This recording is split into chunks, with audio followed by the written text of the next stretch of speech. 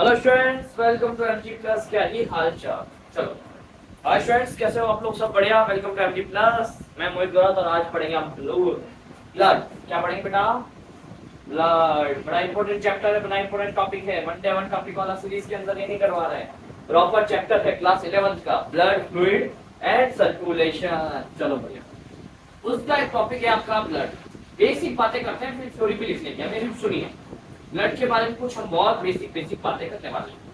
पहली बात तो आपने जब क्लास 9th में कनेक्टिव टिश्यू पढ़ा था, क्या पढ़ा था बेटा? Tissue, epithelium, connective, muscular, nerve, ये 4 टिश्यू पढ़े थे कि नहीं पढ़े थे? बताओ, जल्दी से बताओ। गणित है ना, वहां पर एक वर्ड पढ़ा था कनेक्टिव। क्या पढ़ा था? टिश्यू पढ़ा था, कनेक्टिव टिश्यू। क्या नहीं पढ़ा? पढ़ा ना। तो वो कनेक्टिव टिश्यू जो है उसमें क्या क्या प्रॉपर्टीज पड़ी थी? ये सर हमने पढ़ा था कंपैरिजन। क्या कंपैरिजन? बोला एपिथेलियम का एंड कनेक्टिव टिश्यू का। क्या था? हमने जब सेल बनाया सर एपिथेलियम का, तो उसके अंदर हम लोगों ने एक चीज देखी कि अरेंजमेंट ऑफ सेल एकदम परफेक्ट है ना? रेगुलर अरेंजमेंट ऑफ सेल रहता है, जबकि यहाँ इनरेगुलर रहता है। एक सेल यहाँ, एक सेल यहाँ, एक सेल यहाँ, एक सेल यहाँ। दूसरा, फाइबर एब्सेंट है, यहाँ कोई फाइबर नहीं प्रेजेंट था, जबकि यहाँ पर फाइबर्स प्रेजेंट है। आज समझ में आ रही है?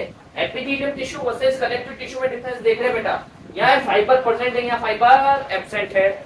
चलो सेकंड देखो, यहाँ पर बात करते हैं हम लोग कि यहाँ पर ब्लड वेसल जो है एब्सेंट होती है, नर्व वेसल प्रेजेंट होती है, जबकि यहाँ blood vessel and nerve vessel दोनों की दोनों प्रेजेंट होती है।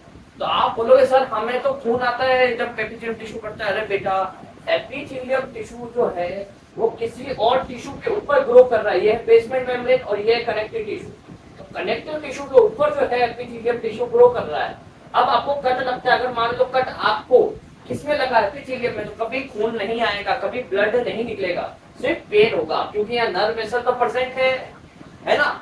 इसी तरीके से अगर मान लो कट थोड़ा गहरा लग गया, आपने चक्कू लेके यहाँ से काट दिया, कट गहरा लग गया और कनेक्टिव टिश्यू डैमेज हो गया, तो कनेक्टिव टिश्यू में बेटा ब्लड वेसल प्रेजेंट है, तो दर्द भी होगा और खून भी निकलेगा। बात सही है? बात सिंपल है, समझ में आई है? चलो आगे बढ़ते हैं। Fibre absent, blood vessel absent, nerve vessel present. यहाँ पर fibre present, blood vessel present, nerve vessel present. अब मैं क्यों बता रहा हूँ ये चीजें, क्योंकि अभी ये टॉपिक में आएगी, देखना कनेक्टिव टिश्यू वाले से। देखिए क्यों बता रहे हैं। उसके बाद यहाँ पर मैट्रिक्स प्रेजेंट है, यहाँ भी मैट्रिक्स प्रेजेंट है। सर ये डिफरेंस कैसे हुआ? अरे बेटा, यहाँ सेल और मैट्रिक्स की बात करूँ ना तो सेल ज्यादा है मैट्रिक्स कम है, जबकि यहाँ सेल और मैट्रिक्स की बात करूंगा तो मैट्रिक्स ज्यादा है, सेल कम है। समझ में आया कुछ?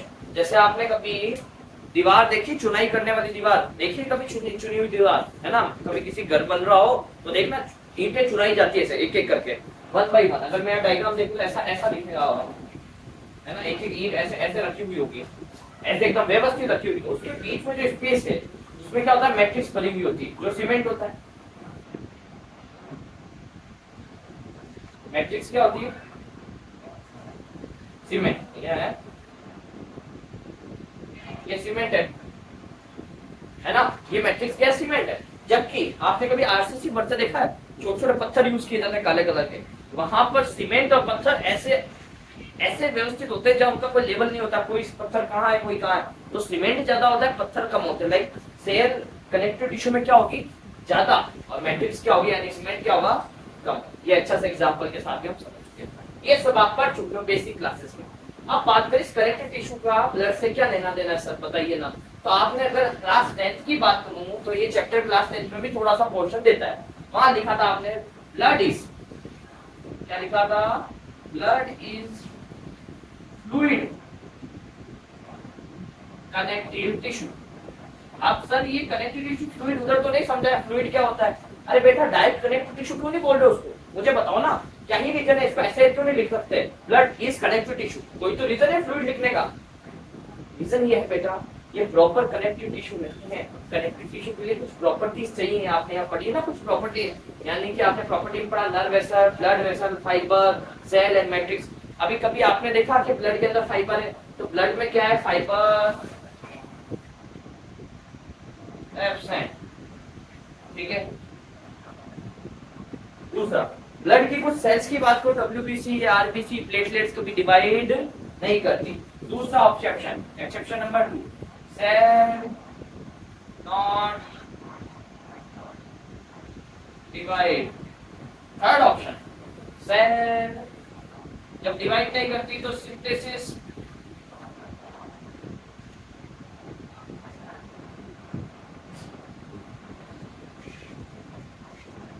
मैट्रिक्स, ये मैट्रिक्स नहीं बनाएगी। जो मैट्रिक्स थी सेल नहीं बना रही है, मैट्रिक्स तो प्रेजेंट है ब्लड में बट सेल्स नहीं बना रही। तो क्या ऑप्शंस हो गए, मेन क्या है, fibre absent, cell not divided, जो ब्लड के अंदर जो सेल्स प्रेजेंट है वो डिवाइड नहीं होती और क्या नहीं करती, फाइबर सॉरी मैट्रिक्स का सिंथेसिस नहीं करती।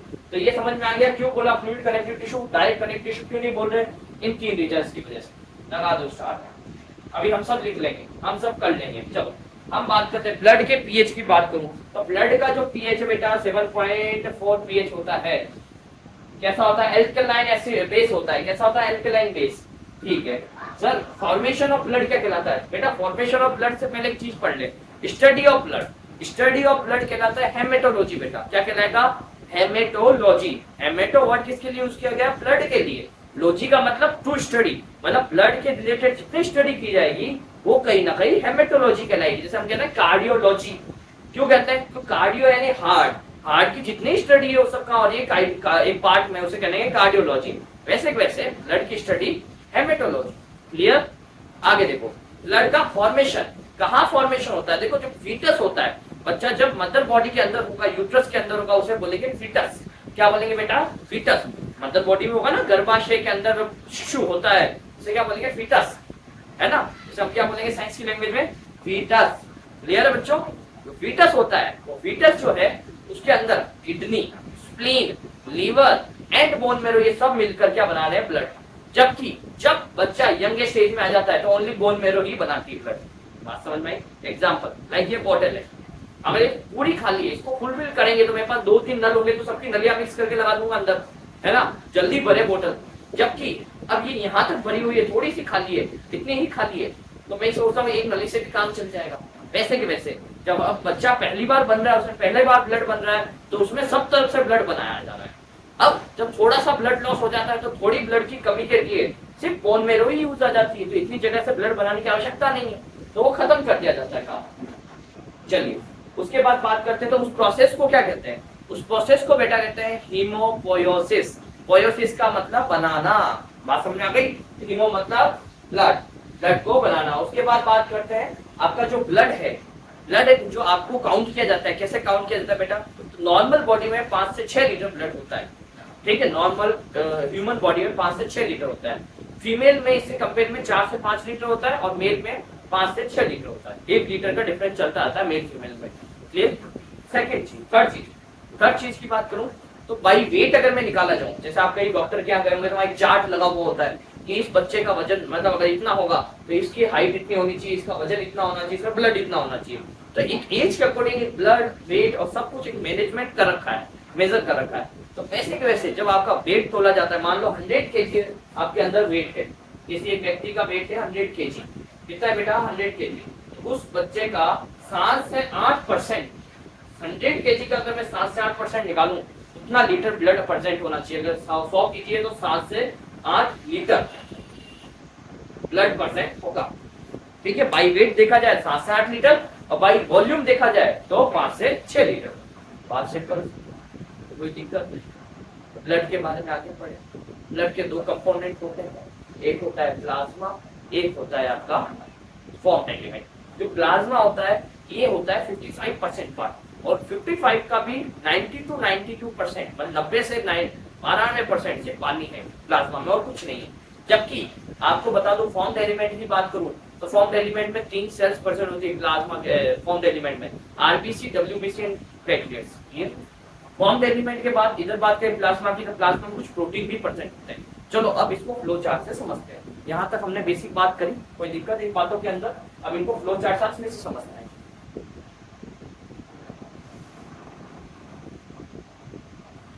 चलो ठीक है, तो बात करते हैं अब वापस से हम लोग इस चीज को फिर से समझने की कोशिश करते हैं सिंपली तरीके से। ठीक है, बात कर चेंज कर ब्लड की बात करें तो ब्लड इज क्या लिखा है, स्पेशल, मैंने वर्ड लिखा है स्पेशल कनेक्टिव टिश्यू। स्पेशल का मतलब मैंने देखो फ्लूइड लिखा था, बट एक बार मैंने आपकी एनसीईआरटी चेक की तो वहां फ्लूइड के अलावा भी वर्ड दिया है स्पेशल। फ्लूइड तो है ही सरी, स्पेशल मतलब डायरेक्टली इसको कनेक्टिव टिश्यू कोई नहीं बोल रहा है, कोई स्पेशल बोल रहा है, कोई स्पेशलाइज्ड बोल रहा है, कोई फ्लूइड बोल रहा है, ठीक है, या कोई ट्रू कनेक्टिव टिश्यू बोल रहा है, do not true connective tissue बोल सकते हैं, बट अपन इसको स्पेशलाइज्ड इसलिए बोल रहे हैं क्योंकि एनसीईआरटी दिया है बेटा, जो एनसीईआरटी देती है मैं तो उसको मान रहा हूँ, ठीक है। तो स्पेशल बोल दिया तो फाइबर एब्सेंट है एंड मैट्रिक्स नॉट सिंथेसाइज, मैंने अभी बताया ये सेल डिवीजन नहीं करेगी और सेल मैट्रिक्स नहीं बनाएगी, इसलिए इसे स्पेशलाइज्ड कनेक्टिव टिश्यू बोलते हैं। स्टडी ऑफ ब्लड हेमेटोलॉजी, चलो मैं लिख लेता हूं,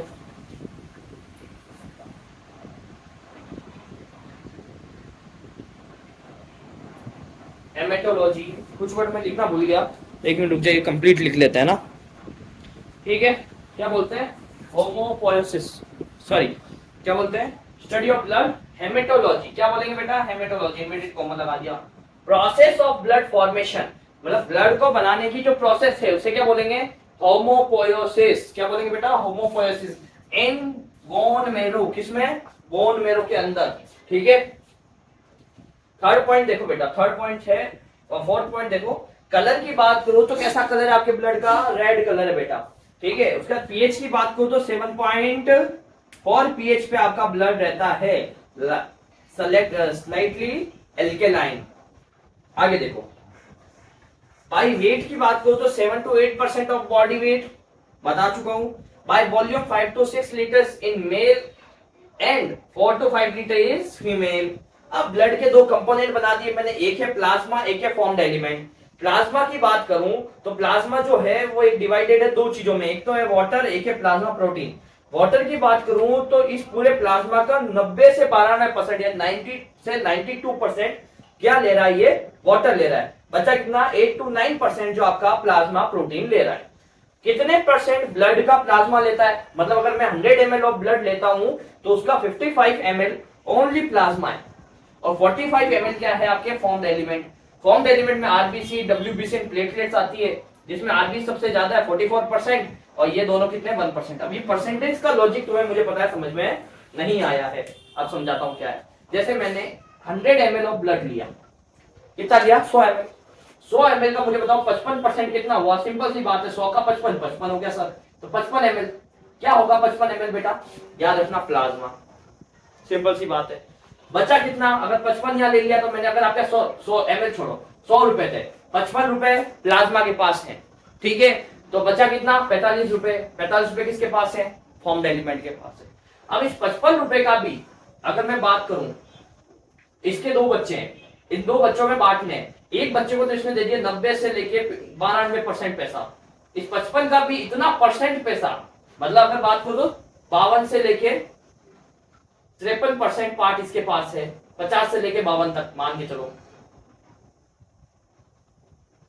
उसके बाद बचा कितना, 8 से 9 बचा, सिंपल सी बात है, 8 से 9% किसके पास, दूसरे बेटे के पास है। तो ये जो ज्यादा वाला वेटेज है ये है वाटर, इस बेटे का नाम क्या है, पानी, वाटर, और इसका नाम है प्लाज्मा प्रोटीन, दूसरे बेटे का नाम।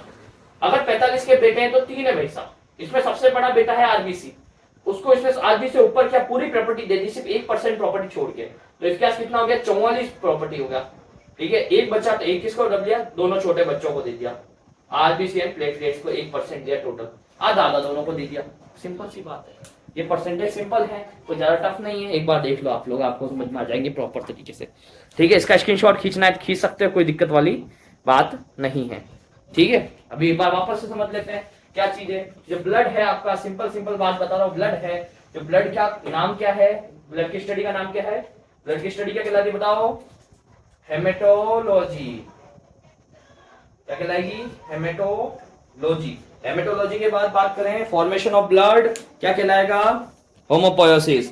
ब्लड का कलर रेड, ब्लड का पीएच 7.4, ब्लड का वेट ह्यूमन बॉडी की बात करें तो 7 से 8, और बाय वॉल्यूम बात करें तो 5 से 6 लीटर, एंड मेल में होता है 4 से, फीमेल में होता है 4 से 5 लीटर। बात करें ब्लड के कंपोनेंट दो हैं, plasma and formed element. Plasma जो है 55% होता है ब्लड का, और 45% आपके फॉर्म्ड एलिमेंट। प्लाज्मा में दो कंपोनेंट है, water and plasma protein. Water हो गया 90 से 92%, प्लाज्मा प्रोटीन्स हो गए 8 to 9%। उधर बात करें 45 का तो 3 डिवाइड करेंगे, RBC WBC and platelets. RBC होगी 44 और प्लेटलेट्स एंड डब्ल्यूबीसी हो गई 1%। क्लियर? आई थिंक समझ में आया। 15 मिनट का लेक्चर लिया, ज्यादा बड़ा लिया नहीं है, बेसिक कवर कर लिया। अब अगले लेक्चर में हम प्लाज्मा प्रोटीन डिस्कस कर लेंगे, उसके बाद ऐसे धीरे धीरे